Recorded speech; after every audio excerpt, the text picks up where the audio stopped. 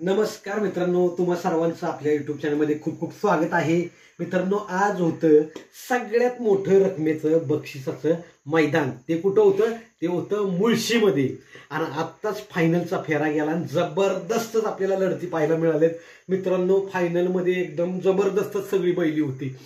कडला होता बाब्याच्या शेजारी होता नवम हिंद केसरी बकासूर, त्याच्या शेजारी होता भोंगाच्या गाडीवर कोण होतं? नाना भोंगा आणि हरण्या, द्वारलीकरांचा हरण्या. त्यांच्या शेजारी गाडी होती कोणाची? पिस्टन 2211. आणि त्याच्या जोडीला होता आपले कैलासवासी स्वर्गीय रणजित सर निंबाळकर यांचा सर्जत. अहो तिथंच होता कोण होतं? वाईकरांची आन बान शान, ज्याला मोठा मैदानाचा मोठा वस्ताद म्हणून ओळखला जातो, म्हणजेच काय रायफल 81. आणि त्याच्या जोडीला होता बावधनकरांचं दोन्ही खाली फिट पब्लिकचं भितार कोण? लक्षा. 1 नंबर तासावरती होता कबाली, मुरुमकरांचा कबाली.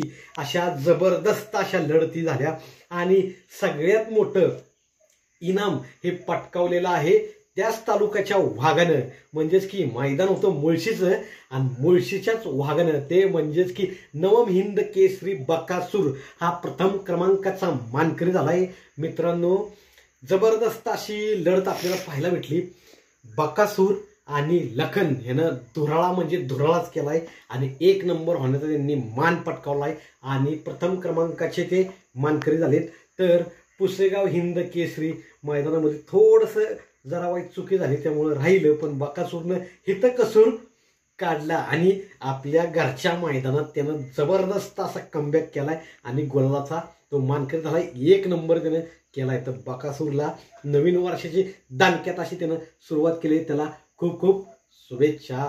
तर मित्रांनो, आपला व्हिडिओ जर तुम्हाला आवडला असेल तर व्हिडिओला एक लाईक ठोका आणि आपल्या चॅनलवर नवीन असाल तर आपल्या चॅनलला सबस्क्राईब करा. मित्रांनो, धन्यवाद.